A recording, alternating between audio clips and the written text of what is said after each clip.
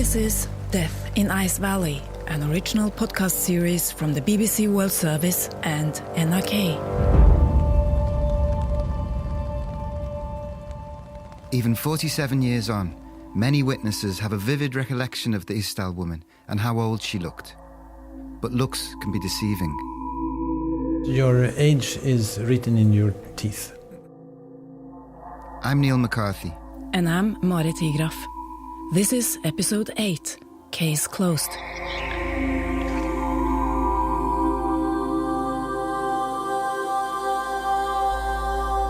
Last time, former KGB officer Alexander Vasilyev gave us his courier theory, which sounds like it could fit. The Isdal woman didn't hang around in one place for long or try to blend in like a spy. She came and went between European cities, and she had meetings with different men, including a naval officer. She could have been a messenger for a spy organisation. It's plausible. There is no evidence for her being part of a Norwegian espionage ring, but it's an interesting speculation from somebody with first-hand knowledge of the secret world of spies.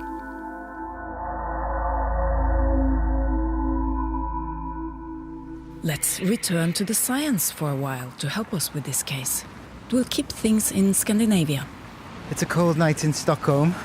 We're in the Swedish capital, and we're in the company of Harald, who's joined us from Norway. Could you introduce him properly? Yes, Harald Skjønsfjell from Kripos is with us. He is now the leader of the identity unit at Kripos, and he is here bringing through 3 teeth of the Isdal woman, Harald. Yes, that's correct. I have 3 teeth with me to give to the scientists here in Karolinska Institute to try to find out how old was the Isdal woman when she died in Norway in 1970. The very, very exciting thing, and the reason for us to be here, is that these scientists here in Karolinska, they said hello themselves and said, we have a method. We believe we can define the age of the woman exact by looking at her teeth with the carbon-14 method, where they look at the level of carbon-14 in her teeth, and then they can say something about her age or exact birth year. And have you used carbon analysis effectively in any other missing persons cases? No, we haven't done that before, so this is new for us. And Harald, you deal with missing persons cases all the time. What do you make of the Isdal woman's case? Well, I am a police officer, so I have to stick to the objective facts. So it's a very interesting case. It's very special because there is not many people who are found in the forest burned in Norway. And if it's a suicide, it's a very special way to do it. I don't think we have any similar case. So it's for sure, this is a very special case. Let's take a night's sleep and let's see tomorrow what the scientists can do. Got the teeth in a very safe place? Yes, I will not tell you. Not under your pillow, I hope. We're not very far from it. Harald Skjønsfjell has brought the Isdal woman's teeth to the Karolinska Institute in Stockholm, where professors Kanar Alkas and Henrik Druid toil away in a lab full of scientific cutting instruments. The walls are covered in marble. It used to be the hospital mortuary. Hi Harald, Hi. welcome Thank to the you. forensic. Here, I will show you the lab. I hope you have the teeth with you. I have the teeth with me. So we have the lab here to the left side. And I will show you how we're going to prepare the teeth, and hopefully we can help you with this case. And here I have my colleague, Henrik Druid, professor at Karolinska. Hello. Harald. Hello. Nice to meet you. Nice to meet you. And thank you for taking this case for us. It's very important. I have the teeth in my bag. It's packed in an envelope. So here it is. Thank you. And you have those 3 teeth we asked for. Yes. And we check this. This is the wisdom tooth, which is very So important. you have 3 Yeah, tooths. and we have even here another tooth, and here is 3 teeth. Thank you very much. I hope this will help you. So what are you exactly going to do now? We can say that your age is written on your tooth. So by analyzing these teeth, we hope we can help the police in Norway by telling the age of the woman, the age of death. One of the method that is so powerful is analyzing carbon-14, which is an isotope of carbon. Carbon-14 is known to be radioactive and has been used in archaeological studies all over the world. And we are doing the same kind of analysis, but we are taking advantage of the increased levels of carbon-14 that started to occur in 1955 due to extensive test bomb detonations of nuclear weapons from 1955 through 1963. And that was just a side effect. All that increased carbon-14 has been incorporated in our bodies ever since. And the teeth, they are formed at a certain time after the person is born. And then by looking at the carbon-14 levels in a particular tooth, we can match that with the particular levels in the atmosphere at that time.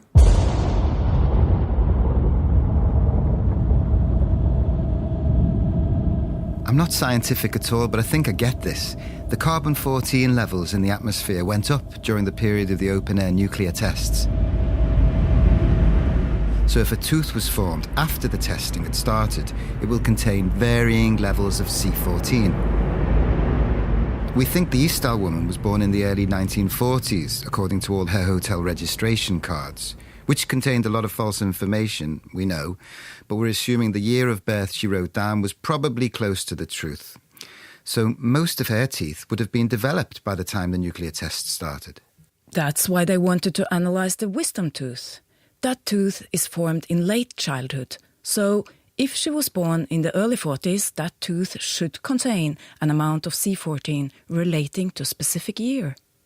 But they're going to do a separate analysis on the teeth, something called racemization. It's a chemical process. There it's an amino acid who with time convert to its mirror, and then you count or calculate the quote of this amino acid. And by these numbers you can hopefully get the age of death. I don't really follow this one so well. You can date a tooth backwards using amino acids? Yes, my understanding is that by chemical analysis of the dentin in the tooth, the scientists can calculate how old a person was when she died. But this method is slightly less accurate than the carbon-14 method. White lab coat on, Kanar Alkas gets to work slicing one of the teeth in two. You never know what she'll find. Perhaps there will be some wisdom in this tooth after all. Now I'm cutting the tooth. I do lingually section through the whole tooth. Is that like a cross-section? Exactly. It's a very slow saw, the in rotating saw. Yeah, in the beginning I do it very slow, so until it comes through the tooth. Then I can increase the speed. Everything will help us in the search for her relatives. It will help us to know when she was born, and it will decrease the number of people we are looking for. So hopefully it will help us to get closer to her relatives. Back to a human level, not the scientific, but and you might have a view on this, Harold, is that when you look at the registration cards that the Isdal woman filled in under different names, with different details and different information and identities, one thing that seemed to be quite common was the date of birth. Not the exact date of birth, but the year of birth. It was often 1942, 1943. There wasn't too much variation there. You never know, maybe that is just one thing that, amongst all the other false information, that was something that was her own true year of birth. Yeah, some say if you lie a lot or use a lot of false information, you always have to stick to some truth. So maybe she did. Maybe she was actually born 1942, 43, around that. If you are going to prepare as another ID, you have to look like the same age. So it's natural that you use this almost the same age that you are in real life. But we will see, maybe we can get a more closely answer on that question after this. If you start lying once, it's easier to stick to that also. You have to remember all your lies. Yeah, exactly. This is the difficult part.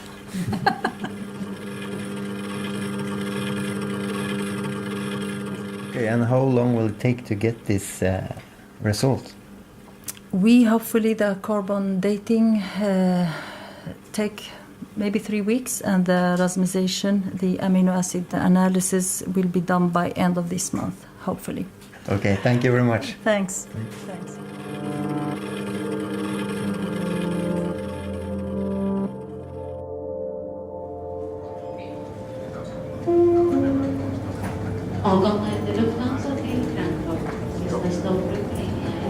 We're at the airport now and we're about to go our separate ways, you to Oslo, me back to London, and obviously now they run our passports through computers and all the details come up, but back in 1970 it would have been very different. Now, in fact, who knows if she was travelling with different passports, would have just checked the photo, I suppose, against her as she walked through, and I wonder how she selected which identity she was going to come into the country with. What was her criteria? Who did she want to be at different times? Yeah, that's the question. Did she have a pattern, or was she sent by someone with special identity for special tasks? We don't know. So we wait. We wait for results. We're waiting for our plane back home. We're waiting for results. If they really succeed in finding a more accurate age and birth year, it will be very valuable for us when we want to research more into where we think she most likely grew up.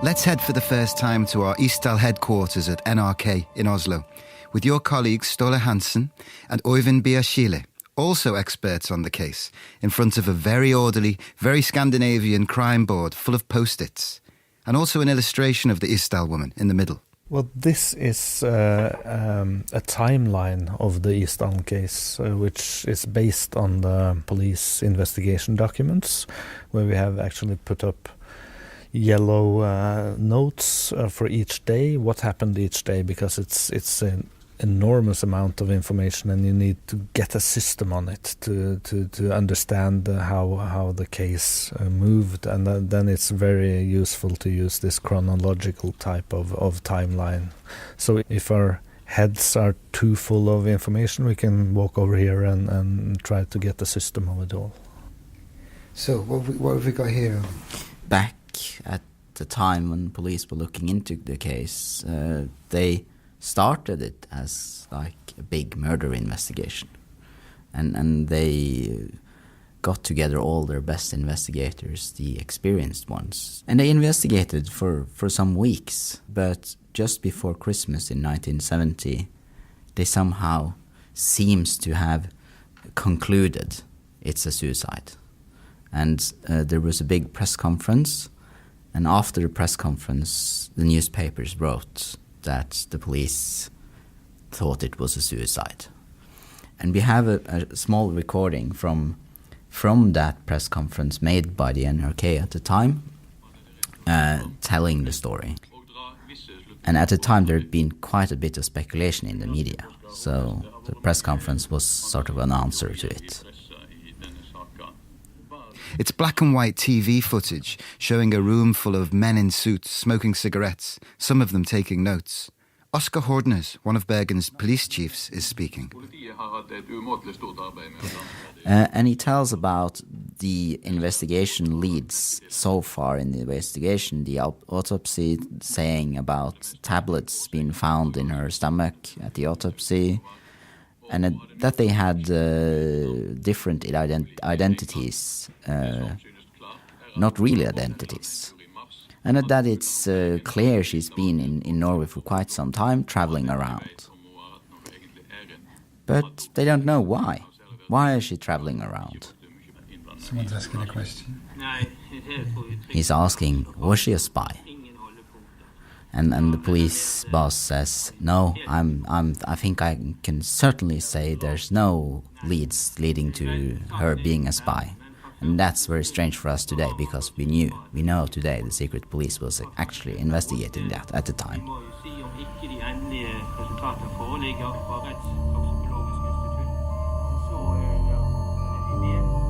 So this press conference closing down the investigation came just 3 weeks after the body was found. And it was a large-scale international affair. So why was it closed so abruptly? And how could they be so sure after such a short investigation that she wasn't a spy and that it wasn't a murder? I really don't understand that, partly because they didn't give out any information to back that up. It's even harder to understand when we know that on the same day that this press conference took place in Bergen with the local police, the secret police wrote a document about the woman being spotted near the penguin missile tests by a fisherman. And the day after that, the 23rd of December, according to his son, the police came to interrogate the fisherman at the train station in Stavanger and gave him weapons to protect himself. At that time, the newspaper journalist Knut Håvik was writing about the Isdal story from Oslo. He had excellent police contacts, but for some reason, information wasn't being passed on in the usual way. So it seems like the investigation was shut down more or less before Christmas in 1970 already. All the police officers, they went home celebrating Christmas in Oslo again. Yeah. And they had this press conference denying she wasn't a spy and it was suicide, they said. I can ensure the press that this is not a spy case and it's not a murder case. And yeah. Do you remember your reaction then? I think it was his master's voice. Do you think? Had been ordered to say so, I believe, because it was so much international interest in this case, and it could be maybe one of the Norwegian spies in Russia could be caught, and it was spies on both sides of the Iron Curtain. Ordered by who, do you think? I think the secret police or the Ministry of Justice. So it was obvious for you and yeah. that it was something wrong here. Why all this secrecy? Because other similar cases, the police said that the press is the best detective of all. Mm-hmm.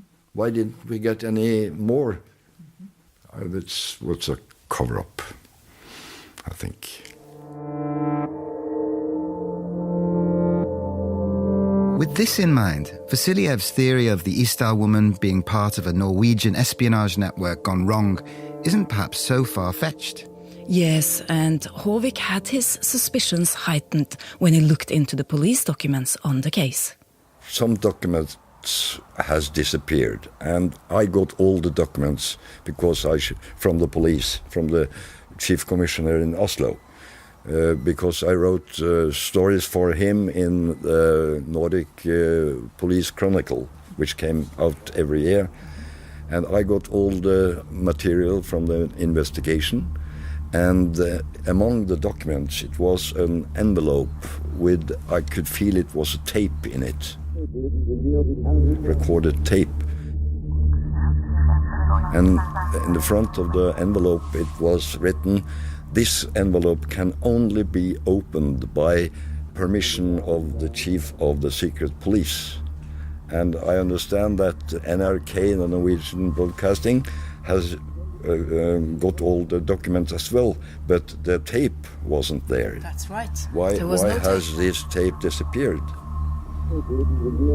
What did you do with the tape and the material? I did nothing. I just felt on the envelope because I couldn't open it. The Chief Commissioner trusted me. I got all the documents, and of course I couldn't open it. I regret it today because I could use methods to open and lock but I didn't do that because the police trusted me. Otherwise I would be kicked out of the police headquarters and lost all my sources. What do you think it could have had on it? I think it was a tape from a phone conversation, phone call.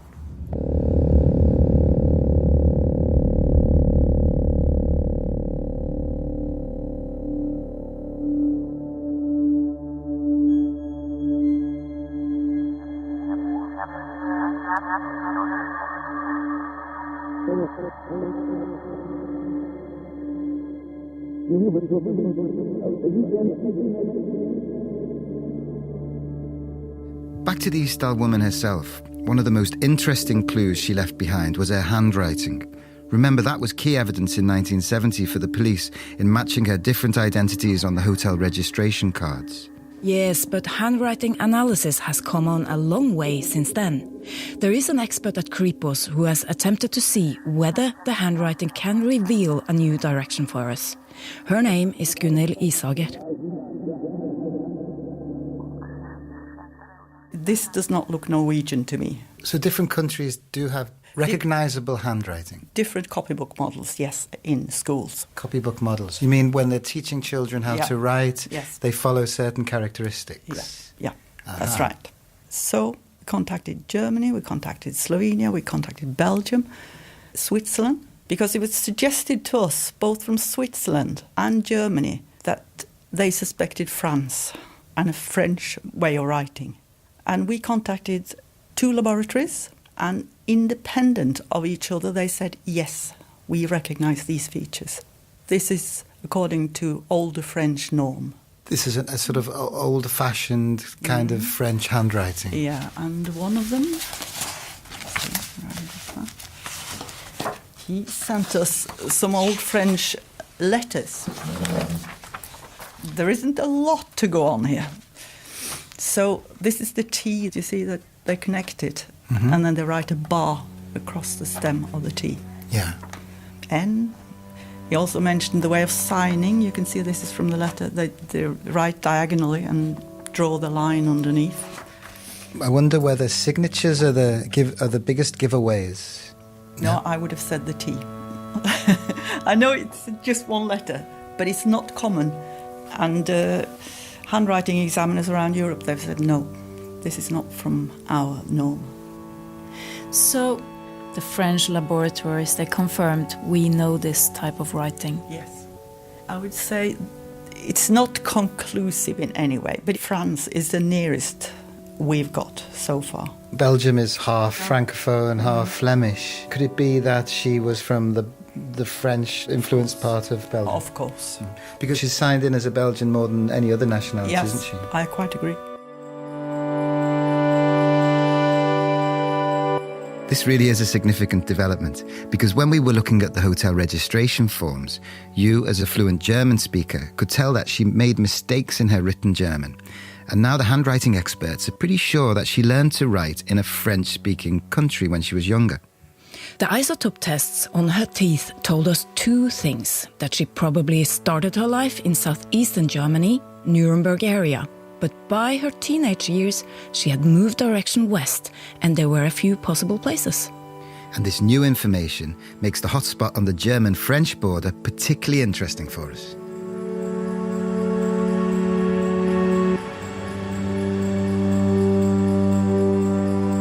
And by the way, all crucial documents, including the hotel registration cards, where you can look out for the giveaway letter T, are on the Death in Ice Valley website and on Facebook.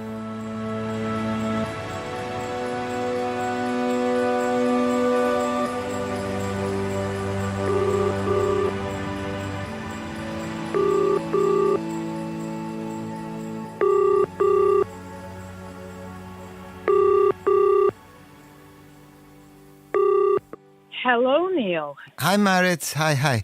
How are things? Well, things are pretty okay. I've been to the exciting moment of truth by headquarters of Kripos this morning to find out the results of the Karolinska examinations, to find out how old was our woman. Yeah, and we're hoping to get quite close to the truth with this one, quite specific. So I'm quite excited to know what kind of results you got back. Well, there are some pretty interesting results.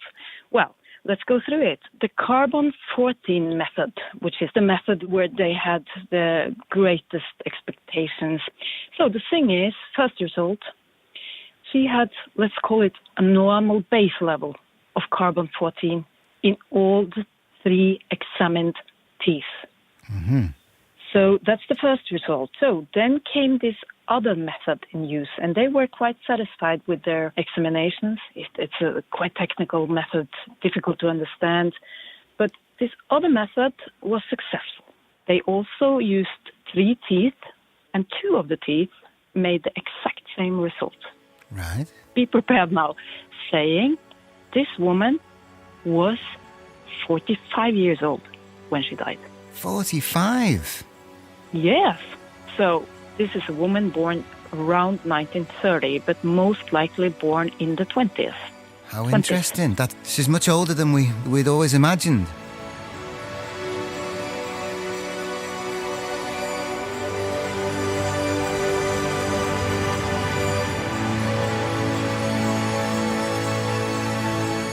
This changes the whole picture. She's a lot older than we thought she was. She's a lot older than she said she was. So what was she doing pretending to be younger? It's such a strange thing to be doing. It's so hard to understand this. I actually really got a shock when I got those results, because she's kept on saying or having identities showing that she was born between 42 and 45. And why did she do that if she was actually born 1930 or even earlier? I don't know. Have you got any theories? Well, I keep on thinking of it, and I think, okay, we know from our interviewees, like Iver Neumann, saying, well, there were only 3 possible tasks for this woman. Either she was a prostitute, or she was some kind of agent, spy, or she was some kind of businesswoman. Mm-hmm. And I think if you're a businesswoman traveling, why do you have to lie on your age, pretend that you are 15, maybe 20 years younger as an agent? Does that make sense? Does it make sense to you that you have to pretend that you're younger? No, it doesn't make sense to me. I'm sorry. I know I have said many times I don't think she was a prostitute. But this, I keep thinking on this, and as a woman, I can find only one reason for making yourself younger than you are on the paper, and that is to make yourself more attractive. Isn't it? Think of it. Well, yeah, you would want to look younger, but you wouldn't really need paperwork to prove that, because prostitution was illegal and informal, and you wouldn't be presenting your passport, I wouldn't assume. And why would you have all these different passports with different names and all with a similar date of birth? That's so true. So it doesn't make sense, because okay, you want to make yourself more attractive, to pretend you're younger than you are, you need a paper on that. But then what with all those fake identities? Why do you need them if you are some kind of sex worker or... I don't get it.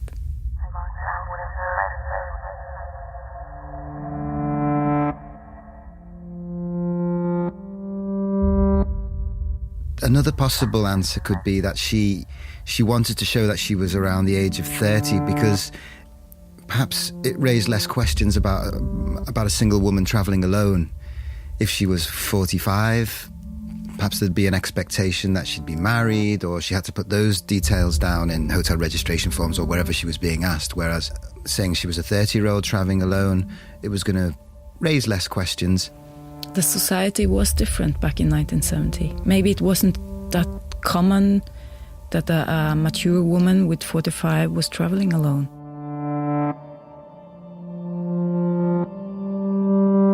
Yet again, the Isdal woman surprises us, this time with her age. It's again, there's this riddle within a riddle. She was very good at covering her tracks. I mean, it's only now, after all these years, that her age, her true age, has finally come out. So rather than being born during the Second World War, she was probably born in the late 1920s. And if she was born in the Nuremberg area, as the isotope results suggest, then that points to a unique period in history. Join us next week when we go from the end of her life to search for her origins in the city chosen by Adolf Hitler as the cradle of his Nazi philosophy. Dass uns dies nicht gleichgültig ist.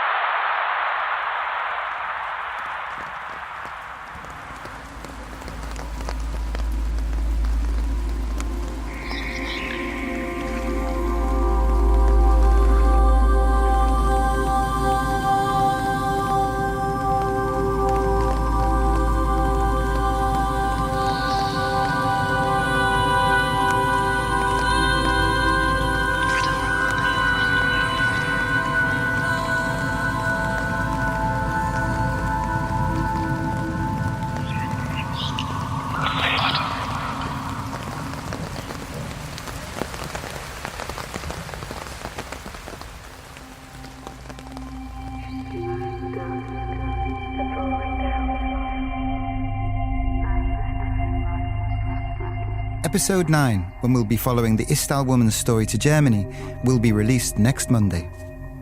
Thank you to all the witnesses and experts who've been helping us in our investigation. You can find out more about what the scientific study of her teeth has been able to tell us about the Istal woman's age and where she grew up on our website. Go to bbcworldservice.com/Death in Ice Valley and on Facebook at facebook.com/groups/Death in Ice Valley. Death in Ice Valley is an original podcast series made by the BBC World Service and NRK. It's presented by Neil McCarthy and me, Marit Tigraf. Sound design and original music is by Phil Channel. Additional investigation by Ståle Hansen and Øyvind By Skille from NRK. The series editor is Philip Sellers. The BBC World Service podcast editor is John Manell. The podcast is studio mixed by Donald McDonald. The producer of Death in Ice Valley is Neil McCarthy.